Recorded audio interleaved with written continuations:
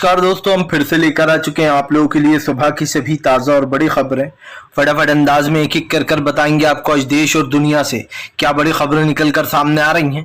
लेकिन उससे पहले दोस्तों एक नजर डालेंगे सुर्खियों पर। शरद पवार का बीजेपी के ऊपर बड़ा हमला, बोले चोरी की सरकार ज्यादा दिन तक नहीं चलेगी। वहीं पर अगली बिग ब्रेकिंग में हम आपको बताएंगे दोस्तों, प्रधानमंत्री नरेंद्र मोदी के ऊपर गरजे राहुल गांधी, बोले देश में सरकारें गिराने का ट्रेंड चलाया है बीजेपी ने। जी हां, बीजेपी के ऊपर राहुल गांधी ने बोला बड़ा हमला, एनसीपी को लेकर भी कही बात। वहीं पर अगली बड़ी खबर में हम आपको बताएंगे दोस्तों, दरअसल आपको बताते चले बीजेपी के ऊपर गरजे असदुद्दीन ओवैसी, बोले प्रधानमंत्री नरेंद्र मोदी के इशारे पर होता है ये सब कुछ खेल, अब बीजेपी की बी टीम कौन है। वहीं पर अगली बड़ी खबर में हम आपको बताएंगे दोस्तों, कर्नाटक में चावल रोकने के ऊपर भड़क गए डीके शिव कुमार, बोले प्रधानमंत्री केंद्र के खिलाफ होना चाहिए धरना प्रदर्शन। दरअसल आपको बता दें चावल नहीं पहुंचने दिए जा रहे हैं कर्नाटक में। वहीं पर अगली बड़ी खबर में हम आपको बताएंगे, अखिलेश यादव बोले कांग्रेस हमसे थोड़े लड़ेगी, वो हमारे साथ है। आपको बता दें अखिलेश का बड़ा बयान, बोले साथ मिलकर लड़ेंगे। वहीं पर अगली बड़ी खबर में हम आपको बताएंगे दोस्तों, एनसीपी के हुए 2 दफ्तर, अजीत पवार ने किया नए दफ्तर का उद्घाटन तो भड़क गए शरद पवार के समर्थक। आपको बताएंगे दोस्तों वही सेम टू सेम शिवसेना वाला काम कर रहे हैं ये लोग। वहीं पर अगली बड़ी खबर में हम आपको बताएंगे दोस्तों, दरअसल आपको बताते चले विपक्षी एकता को बड़ा झटका लग सकता है। जी हां, दरअसल आपको बताते चले केसीआर से मिलने पहुंचे थे अखिलेश यादव, जिसके बाद शायद कांग्रेस दूरी बना सकती है। वहीं पर अगली बड़ी खबर में हम आपको बताएंगे दोस्तों, दरअसल आपको बताते चले प्रधानमंत्री नरेंद्र मोदी के खिलाफ जमकर गरजते हुए नजर आए संजय रावत, बोले फिलहाल पहले एक हमारी शिवसेना चुराई, अब एनसीपी के विधायक उड़ाए हैं, ज्यादा दिन तक नहीं चलेगा इनका नाटक। वहीं पर अगली बड़ी खबर में हम आपको बताएंगे दोस्तों, लैंड फॉर जॉब वाले मामले में तेजस्वी यादव बोले बीजेपी सिर्फ साजिश कर रही है, डरने वाले नहीं है, विपक्ष एकजुट है। तो सारी खबरें दोस्तों फटाफट अंदाज में देंगे, एक एक कर देंगे। फिलहाल खैर चलिए बढ़ते हैं सबसे पहली और सबसे बड़ी खबर की ओर। दरअसल दोस्तों आपको बताते चले प्रधानमंत्री नरेंद्र मोदी के ऊपर गरजे राहुल गांधी, बोले फिलहाल देश में सरकारें गिराकर सरकार बनाने का ट्रेंड बीजेपी ने चलाया है। आपको बताते चले दोस्तों, राहुल ने बीजेपी के ऊपर हमला बोलते हुए कहा कि शरद पवार जी के जितने भी विधायक बीजेपी ने तोड़े हैं वो हर जगह यही करती है। उसने कर्नाटक में भी हमारे विधायक चोरी कर लिए थे, मध्य प्रदेश में भी हमारे विधायक चोरी कर लिए, फिर शिवसेना के विधायक चोरी कर लिए। राहुल गांधी ने कहा कि बीजेपी को कोई वोट नहीं देता है, बीजेपी इसी तरीके से अपनी सरकारें बनाती है। राहुल गांधी ने कहा कि मणिपुर में लगातार 50 दिन से ऊपर हो गए हिंसा चल रही है, लेकिन अब तक मणिपुर की आग को रोका नहीं गया है। अभी भी दोस्तों आप समझिए वहां पर कल 3 लोगों की हत्या कर दी गई परसों के दिन, और ऐसे में यह आरोप लग रहा है कि मणिपुर को छोड़कर बीजेपी सरकारें गिराने में और विधायक खरीदने में बिजी है। जाहिर सी बात है चुनाव से पहले उसने एनसीपी को जानबूझकर तोड़ा है दोस्तों, क्योंकि आने वाले जो चुनाव है उसमें एनसीपी कमजोर पड़ जाए, बीजेपी ये चाहती है। और इसीलिए दोस्तों अजीत पवार ने जो है बीजेपी का दामन थाम लिया है। लेकिन शायद अजीत पवार भूल रहे हैं कि एकनाथ शिंदे हो या अजीत पवार हो, जो भी बगावत करेगा अपनी पार्टियों से, जिस पार्टी को जनता वोट देती है दोबारा वो जनता वोट देगी ही नहीं। उसे पता है कि जब आपने पाला बदल लिया है तो वो वोट देगी ही क्यों। और दोस्तों ये आप समझिए इन लोगों को खुद अपने मुंह की खानी पड़ेगी। जब महाराष्ट्र के चुनाव होंगे और जब एमवीए की सरकार बनेगी, कांग्रेस सबसे बड़ी पार्टी बनकर उभरेगी, तब इन्हें खुद पता चल जाएगा कि पार्टियों को तोड़ने से कुछ नहीं होता है। जनता जिसको चुनती है, जिसे वोट देती है, सरकार उसी की बनती है। और ये तो आप लिख कर ले लीजिए, आने वाले समय में ये बीजेपी बहुत चालाक है। ये कर्नाटक में भी कोशिश करेगी सरकार तोड़ने की, ये जो है दोस्तों हिमाचल में भी कोशिश करेंगे, ये आने वाले समय में राजस्थान में भी कर रहे हैं, बल्कि कर ही रहे हैं, करेंगे क्या। और तमाम जितने छत्तीसगढ़ वगैरह हर जगह जहां अपोजिशन की सरकार है वहां पर बीजेपी पूरी कोशिश करती है कि वो सरकार को गिरा दे। लेकिन जैसे कि मैंने आपको कहा दोस्तों कि सरकार की जो नीतियां है और जो एक उसका चेहरा है वो सबके सामने है, जो कि बार बार लोगों को दिख ही जाता है। चलिए बढ़ते हैं एक और अगली बिग ब्रेकिंग की तरफ। बता दोस्तों अगली जो बड़ी खबर निकल कर आ रही है, आपको बताते चले दोस्तों, प्रधानमंत्री नरेंद्र मोदी के ऊपर गरजे असदुद्दीन ओवैसी, बोले बीजेपी ने मजाक बना के रखा है राजनीति को, अब जो लोग हमें बीजेपी की बी टीम कहते थे वो खुद अपने गिरबान में झांक लें। आपको बता दें अजीत पवार के ऊपर हमला बोलते हुए कहा कि ये लोग हमें बीजेपी की बी टीम बुलाते थे। अब क्या हुआ अजीत पवार को, आए दिन जो बीजेपी को कोसते रहते थे, अचानक ऐसा बीजेपी ने क्या कर दिया जो उनके साथ चलेगा? यही नहीं दोस्तों, अब यहाँ पर गरजते हुए सीधे सीधे असदुद्दीन ओवैसी ने कहा कि जो लोग बीजेपी की हमें बी टीम बुलाते हैं उन्हें अब देखना चाहिए। हालांकि ओवैसी ने कहा कि हमें पता है अजीत पवार के जाने पर ये लोग कुछ नहीं कहेंगे, बीजेपी की बी टीम सिर्फ एएमआई को ही बुलाया जाता है। असदुद्दीन ओवैसी ने कहा कि फिलहाल प्रधानमंत्री का तो काम ही यह है, गृह मंत्री अमित शाह स्क्रिप्ट लिखते हैं और बाद में सरकारें गिराने का काम करते हैं। ओवैसी ने कहा कि फिलहाल जनता देख रही है कि सरकारें किस तरीके से गिराई जा रही हैं। हालांकि दोस्तों ओवैसी आपको पता ही है विपक्ष के हमेशा खिलाफ रहते हैं, क्योंकि विपक्ष उनके खिलाफ रहता है। ऐसे में ओवैसी ने ज्यादातर बीजेपी को घेरने के बजाय विपक्ष को ही घेरा और उन्होंने साफ कहा कि फिलहाल जब हम विपक्षी एकता की बात करते हैं और हम कहते हैं हमें भी बुलाओ, हम भी साथ देंगे जीतने में, तो ये लोग हमसे कटते हैं। ये ऐसा बताने की कोशिश करते हैं जैसे हम बीजेपी के बहुत बड़े समर्थक हैं, लेकिन हम बीजेपी के समर्थक नहीं हैं। आपको बताते चलें ओवैसी ने कहा कि शरद पवार हालांकि एक मजबूत नेता है, उनको राजनीति का बहुत ज्ञान है, लेकिन जिन लोगों ने पार्टी में एक फूट डाली है दोस्तों कोई और नहीं बल्कि उनके करीबी ही हैं, प्रफुल्ल पटेल, जिनके ऊपर इतना ज्यादा भरोसा करते हैं। आप समझिए दोस्तों शरद पवार, और यही नहीं उन्होंने सारा प्लान लीक कर दिया होगा, क्योंकि पिछली बार दोस्तों जब विपक्षी एकता की बैठक हुई उसमें प्रफुल्ल पटेल भी जो है यहाँ पर शामिल थे, लेकिन अब प्रफुल्ल पटेल जो है यहाँ पर बीजेपी में चले गए, तो जाहिर सी बात है उन्होंने बीजेपी को प्लान भी बताया होगा कि आखिरकार उस मीटिंग में क्या हुआ था और क्या डिसीजन लिया गया था, जिससे ये साफ हो जाता है दोस्तों कि फिलहाल इतनी बड़ी तादाद में बीजेपी में शामिल होना।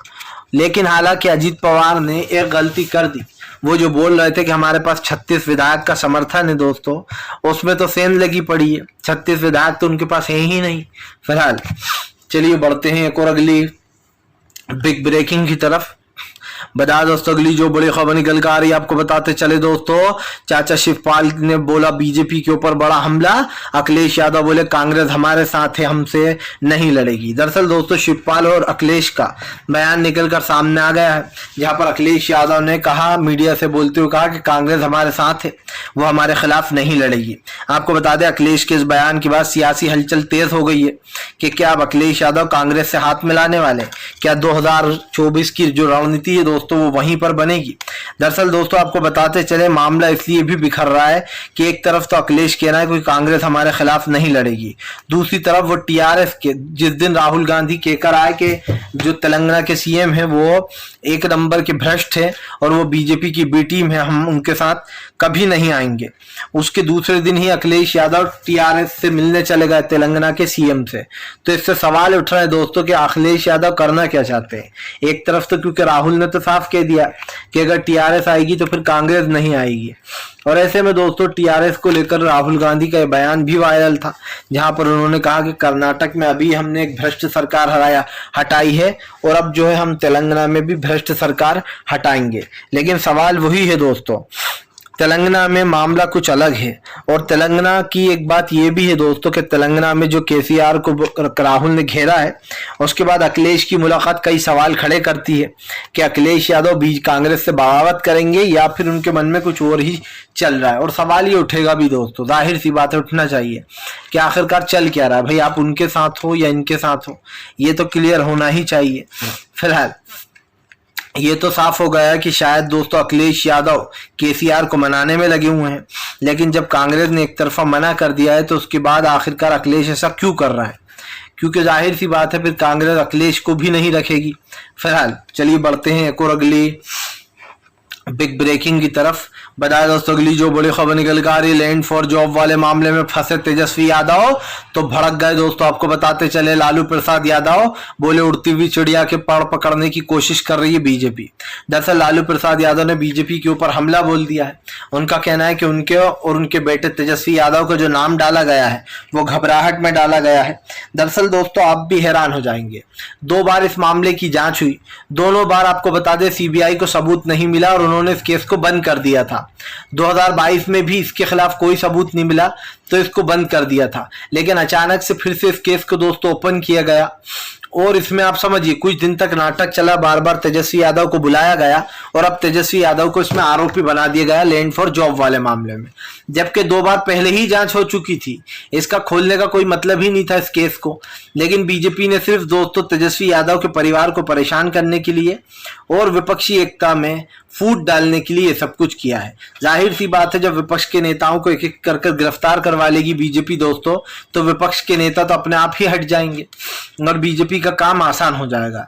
बीजेपी की नजर तेजस्वी यादव पर है दोस्तों, बीजेपी की नजर महाराष्ट्र में संजय रावत पर है, तमाम उन नेताओं पर है जिनको बीजेपी दोस्तों विपक्ष के मजबूत नेताओं को हटाना चाहती है और वो पूरी कोशिश भी कर रही है। आपने एक बात कभी नोटिस नहीं की होगी कि कभी भी ओवैसी इतने बड़े बड़े बोल देते हैं बीजेपी को लेकर, ओवैसी पता नहीं क्या क्या बोलते हैं बीजेपी को लेकर, लेकिन ना ही बीजेपी ने आज तक ओवैसी के ऊपर छापे पड़वाए, ना ही असदुद्दीन ओवैसी के ऊपर बीजेपी ने कोई केस किया। उल्टा ओवैसी ने कांग्रेस के ऊपर कई केस कर रखे। तब आप समझ सकते हैं कि ओवैसी के साथ बीजेपी की क्या साठगांठ है। वरना ऐसा कैसा प्यार है कि दोस्तों ओवैसी के ऊपर एक भी केस या एक भी एफआईआर आज तक नहीं कराई बीजेपी ने। फिलहाल चलिए बढ़ते हैं एक और अगली बिग ब्रेकिंग की तरफ। बता दोस्तों अगली जो बड़ी खबर निकल कर आ रही है आपको बताते चले दोस्तों, आम आदमी पार्टी के, जी हाँ आपको बता दें, अरविंद केजरीवाल का बीजेपी के ऊपर बड़ा हमला। दिल्ली के सीएम केजरीवाल ने बीजेपी को घेरा। दरअसल आपको बताते चले एनसीपी टूटने के बाद जमकर भड़कते हुए नजर आए यहाँ पर सीएम केजरीवाल ने बीजेपी को घेरते हुए कहा कि बीजेपी का यही काम है, वो विपक्ष को खत्म करना चाहती है, वो देश से चुनाव को मिटा देना चाहती है कि आने वाले समय में इलेक्शंस हुआ ही ना करे, खत्म हो जाए। आपको बताते चले संजय जो है यहाँ पर सीधे सीधे अरविंद केजरीवाल ने बीजेपी को घेरते हुए कहा कि इसकी स्क्रिप्ट दिल्ली में तैयार हुई है और बीजेपी के 2 दिग्गज नाम प्रधानमंत्री नरेंद्र मोदी और गृह मंत्री अमित शाह के कहने पर यह हुआ है। आपको बताते चले सीधे सीएम अरविंद केजरीवाल ने कहा कि लगातार हमारे पंजाब और दिल्ली की सरकार गिराने की कोशिश होती रहती है, यहाँ पर भी विधायकों को खरीदने का खेल बीजेपी करती रहती है। आपको बताता चलूं अरविंद केजरीवाल ने बीजेपी को घेरते हुए कहा कि दिल्ली के लोगों को क्या बीजेपी कभी खरीद नहीं पाएगी, क्योंकि यहाँ के लोग ईमानदार हैं, हमारी पार्टी में कभी भी बगावत नहीं होगी। आपको बताते चले शरद पवार के सपोर्ट में आते हुए अरविंद केजरीवाल ने कहा कि बीजेपी को शर्म आना चाहिए, वो देश के लोकतंत्र के साथ खिलवाड़ कर रही है, वो जनता की चुनी हुई सरकार को हटाकर अपनी सरकारें बनाने में लगी है। उन्होंने उद्धव ठाकरे का जिक्र करते हुए कहा कि अभी कुछ दिन पहले शिवसेना की सत्ता को गिरा दिया गया उनके विधायकों को खरीद कर, और अब जो है यहाँ पर एनसीपी नेता शरद पवार की पार्टी को तोड़ा गया है। इसको लेकर जमकर भड़कते हुए नजर आए जो है यहाँ पर अरविंद केजरीवाल ने कहा कि बीजेपी विपक्षी एकता से भी डरी हुई है, उसे डर लग रहा है कि आने वाले समय में कहीं बीजेपी सत्ता से बाहर ना हो जाए। और यकीन मानिए दोस्तों, इसीलिए बीजेपी सबके खिलाफ चालें चल रही है, चाहे वो कांग्रेस हो या दूसरी पार्टियां हो। बीजेपी कोशिश कर रही है कि वो इन पार्टियों को किसी तरीके से रोक ले, लेकिन एक चीज तो तय है दोस्तों, भारतीय जनता पार्टी चाहे कितनी ही कोशिश कर ले, लेकिन इस देश की जनता ऐसी मक्कार और बेईमान पार्टी को तो बिल्कुल ही वोट नहीं देगी दोस्तों, जो बेईमानी पर उतरी हुई है, और देना भी नहीं चाहिए। क्योंकि एक ऐसी पार्टी दोस्तों जो देश के संविधान के साथ खिलवाड़ कर रही है, जिसने दोस्तों आप समझिए सिर्फ मजाक बनाकर रख दिया है, जितने भी चुनाव हैं उन सबको मजाक बनाकर रख दिया। और ये सोचने वाली बात है कि जब इस तरीके की चीजें होंगी तो जनता वोट देने से पहले 10 बार सोचेगी। क्योंकि दोस्तों आप समझिए जनता को भी लगता है कि भैया ये बीजेपी जो है ये कर क्या रही है, और कहीं ना कहीं भारतीय जनता पार्टी पूरी तरीके से फेल भी हो चुकी है। बीजेपी को पता है दोस्तों कि आखिरकार वो क्या कर रही है। प्रधानमंत्री नरेंद्र मोदी ने देश के संविधान की जो बैंड बजा रखी है दोस्तों, वो जनता की नजरों में आ गया है, और आने वाले समय में ये सत्ता से बीजेपी बाहर होकर रहेगी। आप लिख के ले लीजिए, क्योंकि आज नहीं तो कल बीजेपी को जाना तो है। फिलहाल चलिए बढ़ते हैं एक और अगली बिग ब्रेकिंग की तरफ।